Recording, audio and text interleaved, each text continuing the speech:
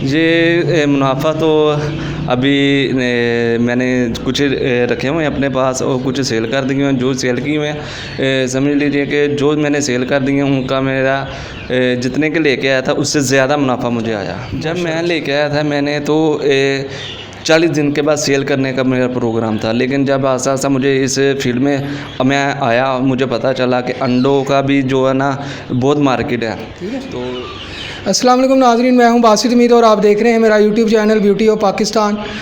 इस वक्त मैं एक ऐसे नौजवान के घर पे मौजूद हूं जिन्होंने रिसेंटली मिस्री मुर्गियां डाली हैं, उनके चूज़े ला के रखे हैं अपने घर की छत पे मुख्तलिफ़ कमरों में। आइए चल के इनसे पूछते हैं कि ये आइडिया इनके ज़हन में कैसे आया और ये कितने से इन्होंने ये काम शुरू किया।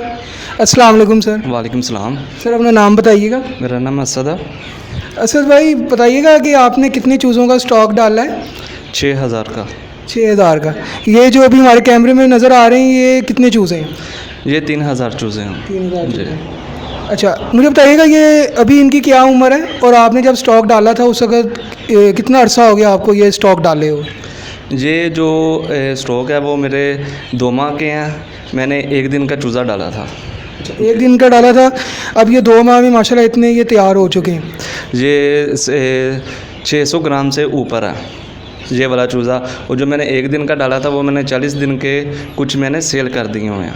ठीक है, मतलब इसमें से तकरीबन आधे आप सेल कर चुके हैं? जी आधे मैंने सेल कर दिए हैं। ठीक है, तो 6000 चूज़ा आपका कितने का आया था और उसमें कितना आपको मुनाफा हुआ ये भी हमारे जानने वालों को बताइएगा सर। ये मुनाफा तो अभी मैंने कुछ रखे हुए हैं अपने पास और कुछ सेल कर दिए हैं। जो सेल किए हुए हैं समझ लीजिए कि जो मैंने सेल कर दिए हैं उनका मेरा जितने के लेके आया था उससे ज़्यादा मुनाफा मुझे आया माशाल्लाह से। अच्छा मुझे ये बताइएगा इनकी खुराक के बारे में कि इस वक्त आपके पास तकरीबन 3000 चूज़ा है, ये डेली की कितनी खुराक खा लेता है और पानी इनको कितने टाइम डाला जाता है, खुराक इनको कितने टाइम डाली जाती है, हमारे व्यूवर्स को ये बताइएगा। खुराक का तो हर किसी का अपना अपना तरीक़ेकार है, जितनी मर्ज़ी डाल लें, लेकिन मैं एक दिन में 1 तोड़ा फीड का डालता हूँ उनको, और कुछ हरा इस्तेमाल कर रहा हूँ इनके लिए, जैसे कि हरे में मैं डाल रहा हूँ गोभी डाल रहा हूँ, पालक डाल रहा हूँ। अच्छा ये आप बता रहे हैं कि 1 तोड़ा ये तकरीबन खा जाते हैं 3000 चूज़ा, तो इसकी खुराक पे डेली कितना ख़र्चा आ जाता है? मैं जो फीड का तोड़ा लेके आ रहा था 50 किलो का, वो 3300-3500 का आ रहा था। अब वो 200 फीड का भर चुका है 200 रुपया। अब वो मैं लेके आ रहा हूँ 3500 का 3600 का।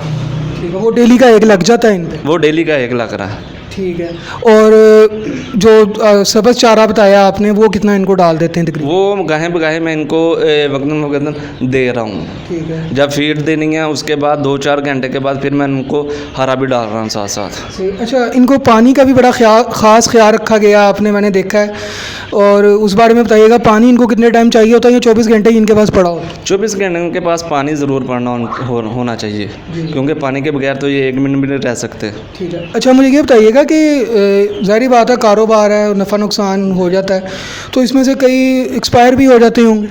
जी बहुत ज़ाहिर सी बात है, मेरे भी बहुत ज़्यादा एक्सपायर हुए हैं। एवरेज कितनी होती है डेली?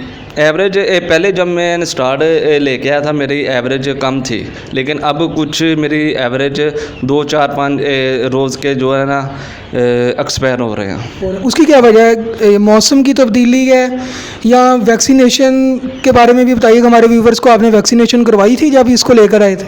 मैंने तीनों वैक्सीनेशन की हुई हैं, जब मैंने स्टार्टिंग से लेके आया हुआ था सबको वैक्सीनेशन की हुई है, लेकिन ये मौसम की तब्दीली की वजह से कुछ बीमार हो गए हैं और कुछ वैसे ही एक्सपायर हो गए हैं।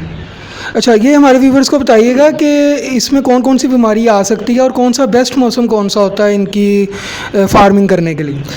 इनकी जब 1 दिन का चूज़ा होता है उनका अच्छा बेहतरीन जो गर्मियों में क्योंकि चूज़ा पल भी जाता है और सर्वाइव भी कर जाता है। और सर्दियों में इसलिए छोटा चूज़ा नहीं डालते क्योंकि उनके मरने के चांसेस ज़्यादा होते हैं।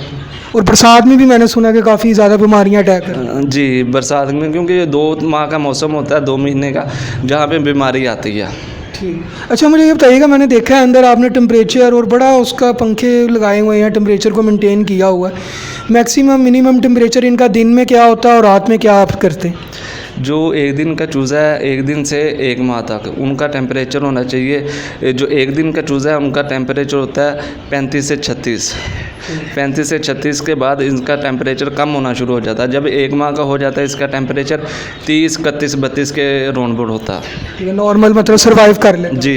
अच्छा सर, ये मुझे बताइएगा कि आप सेल भी कर रही हैं अभी, ये जो आपने चूज़े रखे हैं ये किस पर्पज़ के लिए हैं?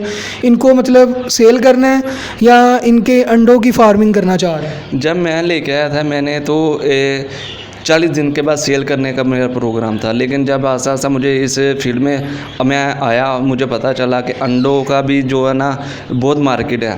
तो जिस वजह से मैंने आधे सेल कर दिए थे और आधे मैंने एग के लिए रख लिए हैं। ज़बरदस्त। तो ये एग कितनी देर में देना शुरू कर देती है? ये 6.5-7 माह के बाद अंडा देने के काबिल हो जाती है एक मुर्गी। ठीक है। अच्छा, आपके पास अभी 3000 मुर्गे मुर्गियाँ हैं, इनमें से आपको एवरेज पता होगी कि कितने मुर्गे हैं, कितनी मुर्गी?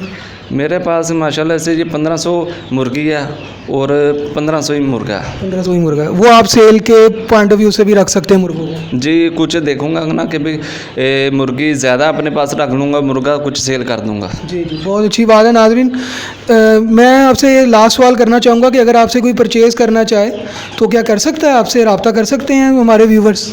जी, मैं सेल कर रहा हूँ, वो मुझसे रब्ता कर सकते हैं। ठीक है नाज़रीन, इनका नंबर नीचे दे दिया जाएगा, आप इनसे रब्ता कर सकते हैं। अगर आपके पास भी कोई इसी तरह की मोटिवेशनल स्टोरी है या कोई टैलेंट है, ज़रूर हमसे रब्ता कीजिए। अपने मेज़बान बासित उमीद को ब्यूटी ऑफ पाकिस्तान से इजाज़त दीजिए। अपना और अपनों का ख्याल रखिएगा। पाकिस्तान जिंदाबाद।